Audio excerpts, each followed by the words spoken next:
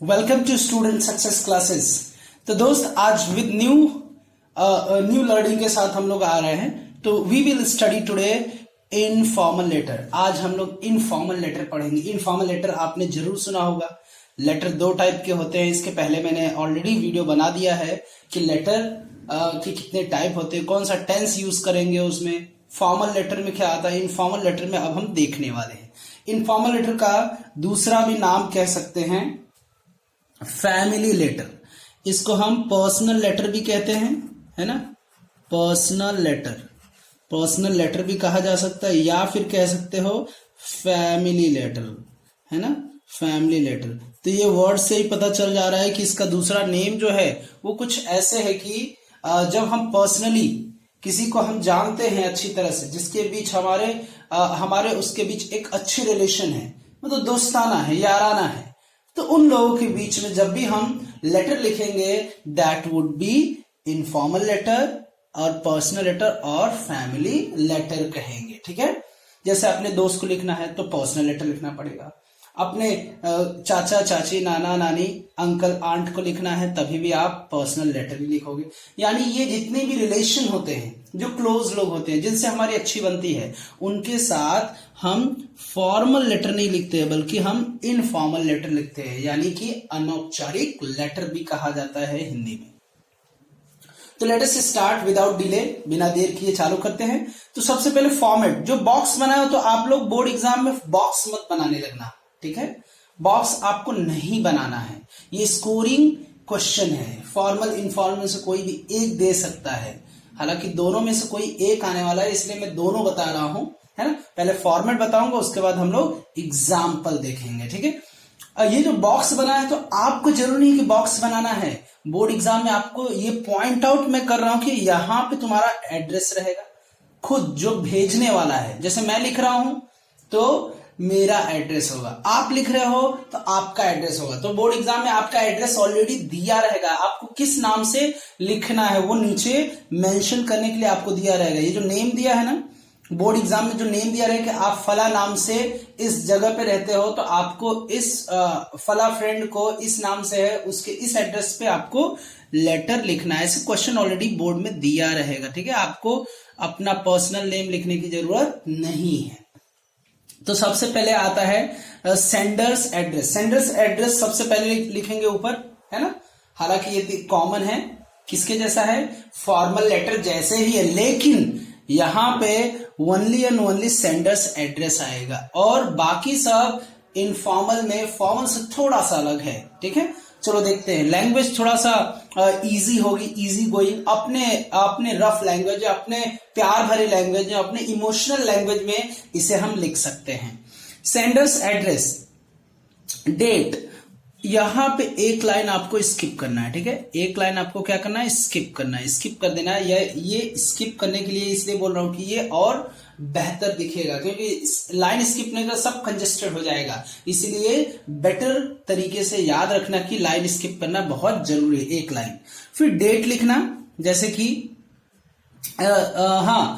जो डेट है वो ये देखना कि समर वेकेशन की बात हो।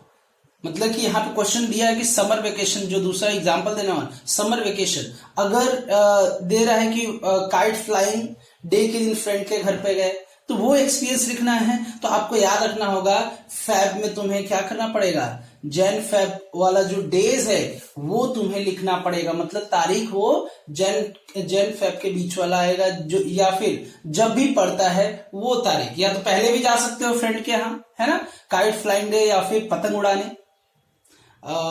जिसको हम खिचड़ी भी बोलते हैं, है ना, नॉर्मल लैंग्वेज। और क्या बोलते हैं, मकर संक्रांति। मकर संक्रांति हो सकता है आप दोस्त के घर पे पहले चले गए, या फिर उसी दिन गए, ठीक है।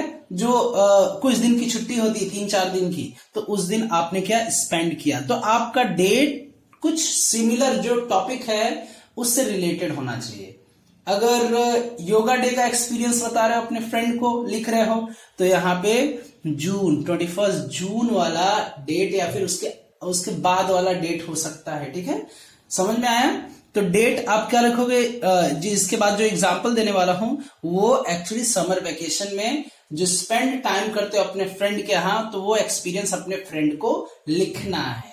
तो वो मैंने दिया है क्वेश्चन। चलो देखते हैं, यहां पे डेट क्या होगा, जैसा टॉपिक रहेगा, जैसे इश्यू रहेगा, जैसा सब्जेक्ट रहेगा, वैसे हमें क्रिएट कर देना है, ठीक है। अब ये मत कि खिचड़ी या फिर जो मकर संक्रांति हुई वो आ गया तुम्हारा मई जून में, तो ये तो पॉसिबल ही नहीं है, ठीक है। दिवाली आ गया तुम्हारा अप्रैल में, ये तो पॉसिबल नहीं है। तो आपको डेट का ख्याल रखना है। अगर कॉमन जनरल पॉइंट है, जनरल क्वेश्चन है, तो उसमें डेट अपने हिसाब से फ्लेक्सिबल रख सकते हो। चलो, सेंडर्स एड्रेस हो गया पूरा, यहाँ पे फुल एड्रेस, ठीक है। फिर उसके बाद जो क्वेश्चन में बोर्ड में दिया रहेगा क्वेश्चन में, वही एड्रेस लिखना है, सेंडर का एड्रेस।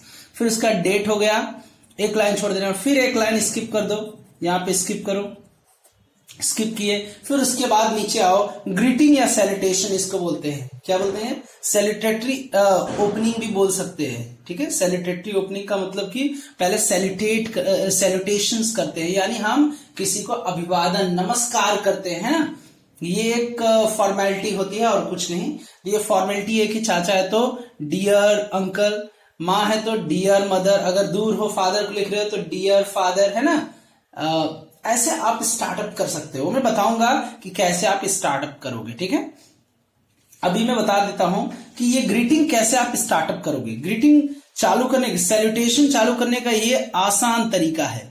कैसे चालू करोगे वो देख लेते हैं। सैल्यूटेशंस कैसे कैसे करेंगे, इंडिविजुअल के लिए, डिफरेंट इंडिविजुअल्स के लिए, ये कुछ ऐसे मैंने लिखा हुआ है यहाँ पे, ठीक है। अगर पेरेंट्स को आप लिख रहे हो लेटर, तो इनफॉर्मल लेटर में आप डियर फादर करोगे, या फिर माँ को लिख रहे हो तो डियर मदर करोगे, या फिर ये भी नहीं लिखना है तो आप लिखो dear, my dear father, my dear mother, दोनों में से कोई भी एक फॉर्मेट में लिख सकते हो। अगर अपने चचेरे भाई चचेरी बहन को अगर आप लिख रहे हो, राइट, तो आप कैसे लिखोगे, कजिन्स को लिख रहे हो, सिस्टर ब्रदर को, भाई बहन को, तो डियर और फिर नेम लिख सकते हो, फिर डियर ब्रदर सिस्टर का नेम लिख सकते हो, कजन का नेम लिख सकते हो, माय डियर नेम लिख सकते हो। अगर तुमसे बड़ा है, आपसे बड़ा है, तो आप क्या करो, डियर ब्रदर, डियर सिस्टर, है ना, एल्डर सिस्टर है ना, तो एल्डर सिस्टर के नाम नहीं लिया जाता, ऐसा हमारे इंडिया में परंपरा है, दीदी या फिर भाई ऐसे कहा जाता है, तो हम लोग ब्रदर और सिस्टर इंग्लिश में लिखेंगे, ठीक है।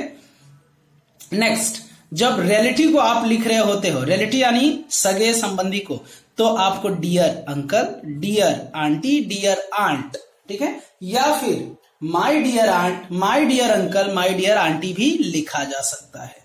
फिर उसके बाद अगर कोई जाना पहचाना है, जाना पहचाना चेहरा है, तो उसको अगर रिस्पेक्ट दिखाना चाहते हो, जो आपसे बड़ा है ना, उसको एक रिस्पेक्टफुल वर्ड में बोलना चाहते हो, तो डियर मिस्टर, फिर नेम आ जाएगा।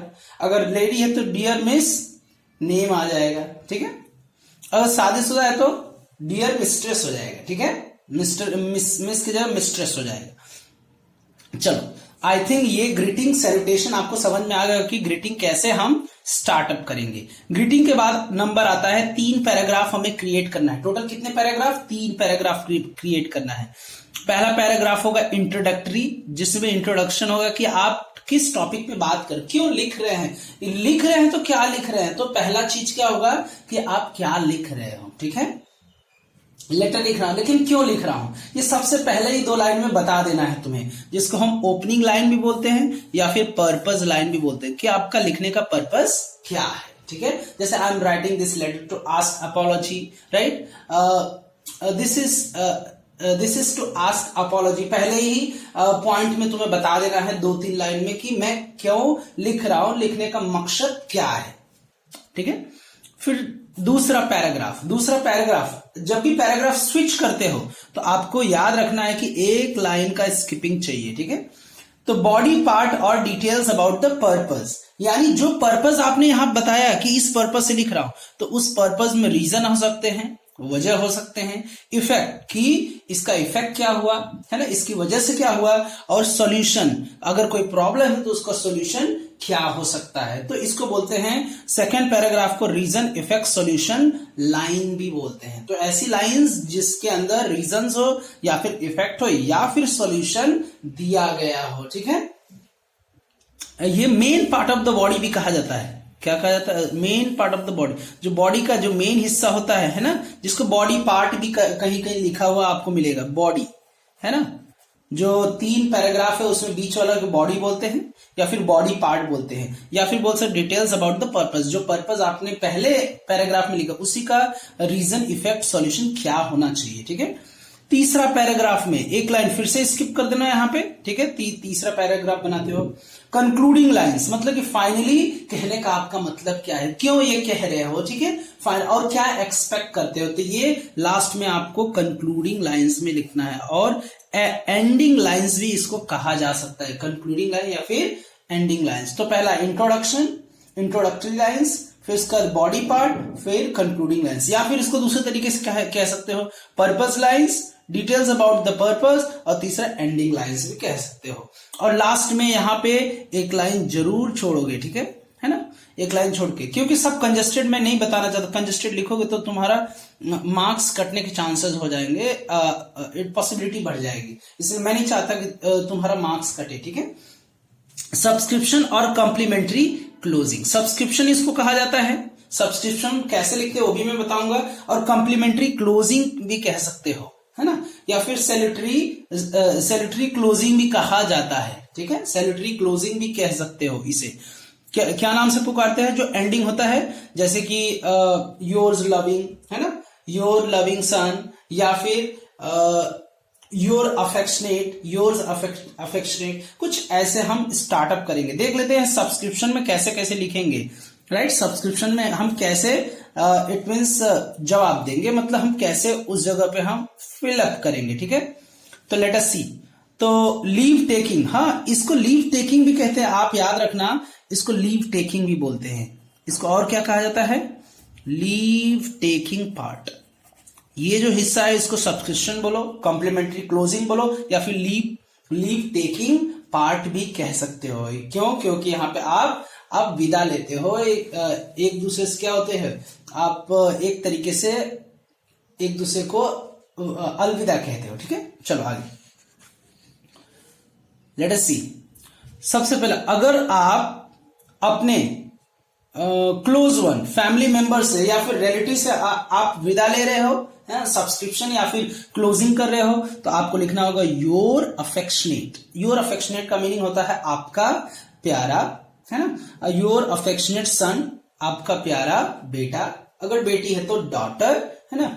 या फिर अफेक्शनेट नहीं लिखना अच्छा लगता है, बहुत लंबा लग रहा है, बड़ा स्पेलिंग है, तो आपको योर लविंग सन या फिर your loving daughter, your loving brother, your loving sister. Affectionate और लविंग का दोनों का मतलब सेम होता है। चलो योर्स, अगर ये भी नहीं लिखना है तो दूसरा भी तरीका यहाँ पे मेरे पास है, yours affectionately sister, sorry yours affectionately, बस इतना ही लिखना है, इतना ही लिखना, ठीक है। आपको सिस्टर ब्रदर लिखने की जरूरत नहीं। योर्स अफेक्शनेटली आपका प्यारा, योर्स लविंगली आपका प्यारा या फिर आपकी प्यारी, है ना।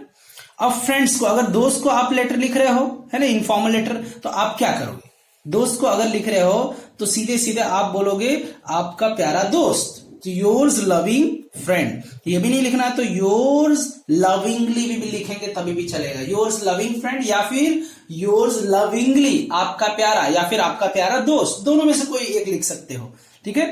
अगर जाना पहचाना कोई है, एक्वेंटेंस, है ना, एक्वेंटेंस का मतलब कि जान पहचान, जाना पहचाना, जाना पहचाना, ठीक है ना। कोई जाना पहचाना है उसको अगर लिख रहे हो तो योर्स फेथफुली आपका सच्चा, है ना, योर्स ट्रूथफुली आपका सच्चा, एंड योर्स सिंसियरली, ये तीनों का मतलब लगभग एक होगा, मतलब कि हमें तो डिफर नहीं करना है, योर्स फेथफुली लिखो, योर्स ट्रूथफुली लिखो या फिर योर्स सिंसियरली। तो ये रहा आपका सब्सक्रिप्शन।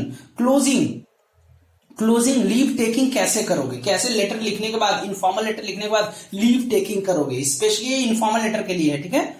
और अगर यहीं पे ये फॉर्मल लेटर आ जाता है तो यहाँ पे ये अफेक्शनेटली वर्ड खत्म हो जाता है, फेथफुली वर्ड खत्म हो जाता है, हाँ वहां पे योर्स ट्रूली या फिर योर्स ओबीडियंटली, या फिर ओबीडियंटली मत लिखना, योर्स सिंसियरली कॉमन है।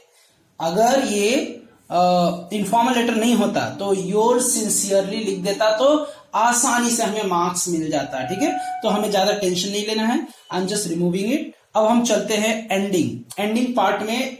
एक लाइन यहां पे फिर छोड़ना और लास्ट में अपना नेम लिखना। अपना खुद का नेम मत लिखने लगना। ये जो नेम है, ये नेम क्वेश्चन में बोर्ड एग्जाम में ऑलरेडी दिया रहता है। अगर नहीं दिया है बोर्ड एग्जाम में, तभी पॉसिबिलिटी होती है कि अपना नाम लिखोगे और अपना एड्रेस लिखोगे। ठीक है, that is all. Thank you, keep watching and do like the channel, sorry, do like the video and subscribe the channel and share it as much as you can. जितना हो सके उतना शेयर करो लोगों को। अगर थोड़ी सी बेनिफिट मिलती तो उसमें क्या जाता है। That is all. Thank you, bye bye.